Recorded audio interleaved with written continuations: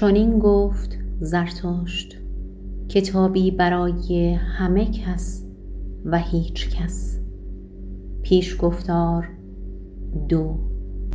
زرتشت تنها از کوه به زیر آمد و با کسی رویارو نشد، اما چون به جنگل ها پای نهاد، ناگاه خود را با پیرمردی رویارو دید که از کلبه قدس خویش پی یافتن ریشه در جنگل بیرون آمده بود.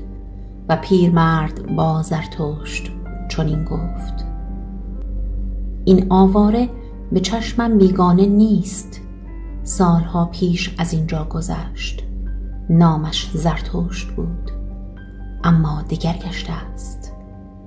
آن زمان خاکسترت را به کوهستان بردی و امروز سر آن داری که آتشت را به دره ها ببری. از کیفر آتش افروزی نمی هراسی؟ آری، زرتشت را می شناسم. چشمانش پاک است و در دهانش هیچ تهوعی نهان نیست.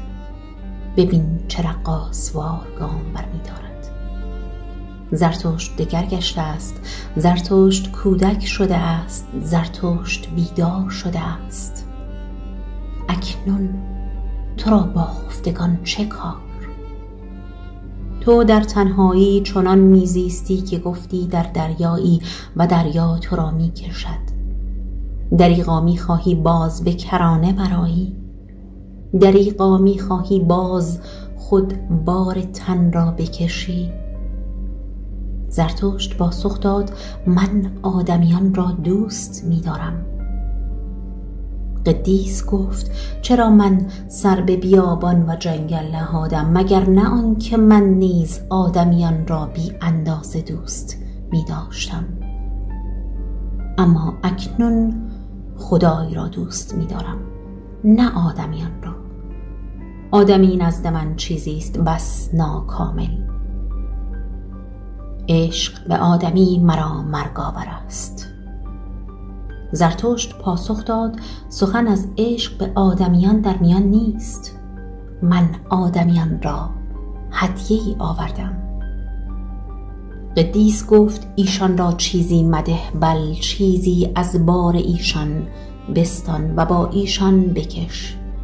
این کار بیش از همه مایه خوشنودی ایشان است، اگر که تو را نیز مایه خوشنودی باشد. اگر خواستی ایشان را چیزی دهی، صدقه ای بیش مده و بگذار آن را نیز دریوزه کنند. زرتشت پاسخ داد: نه، هرگز صدقه نخواهم داد، زیرا نه چندان مسکینم که صدقه دهم. قدیس به زرتشت پوزخندی زد و گفت: پس ببین گنجینه‌ات را خواهند پذیرفت یا نه؟ آنان به خلوت گزینان بدگمانند و باور ندارند که ما برای هدیه دادن بیاییم.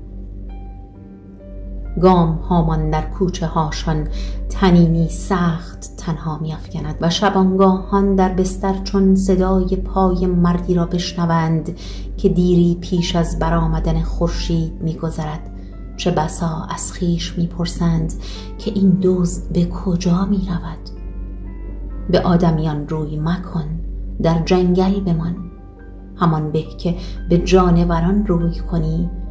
چرا نه چون من باشی، خرسی میان خرسان، پرنده‌ای میان پرندگان.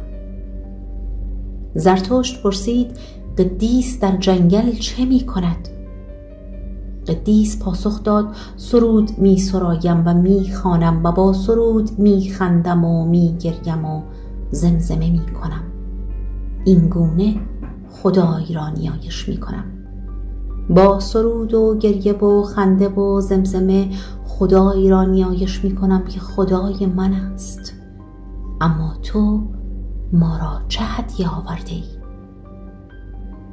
زرتشت با شنیدن این سخنان در برابر قدیس سری فرود آورد و گفت: مرا چه چیز است که به شمایان دهم؟ بگذار زودتر بروم تا چیزی از شمایان نستانم. و این گونه پیرمرد و مرد خنده زنان چون دو پسرک از یکدیگر جدا شدند. اما زرتشت چون تنها شد با دل خود چنین گفت: چه بسا این قدیس پیر در جنگلش هنوز چیزی از آن نشنیده باشد که خدا مرده است.